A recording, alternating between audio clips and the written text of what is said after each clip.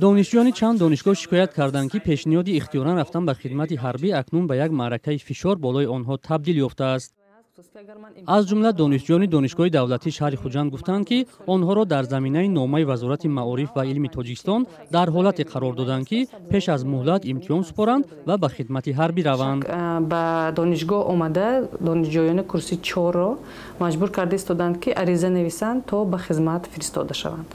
از جمله اگر ننویسند فشار در آن است که اگر عریضه را نوشته خودشان روند آنها را خارج کرده به مدت 2 ساله به خدمت می‌فرستند. البته به این نباید راه داد. به این حرکت ها کارمندان لاهیده مقامات حفظی حقوق کارمندان کمیسیت حربی را داده ایستادند. وزارت معارف و علم تاجیکستان میگوید یگان شکایت در این باره دسترس نکرده است و برعکس این تصمیم بر پایه درخواست‌های زیاد خود دانشجویان گرفته شده است.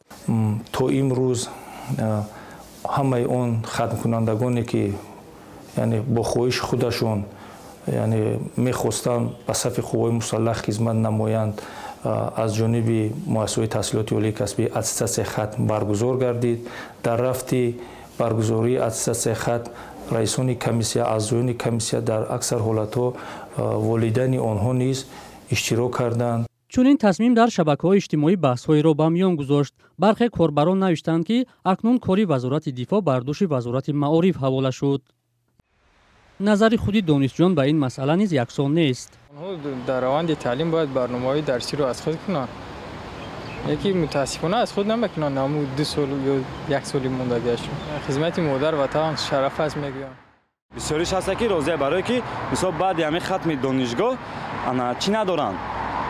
یک مقصد اساسی که ندارن میخوان نه برات همین هفته 1 سال خدمت کنن گفتی که قرض شهروندیشون ادا کنن برن. شخصا ما باشم من میخوام که 1 سال دیگه هم بعد که ختم دانشگاه ختم کننده که هستم میخوام بعد ختم با ماجستراتور اسپودا با همین گفتی گپا تحصیل ما دوام بدم.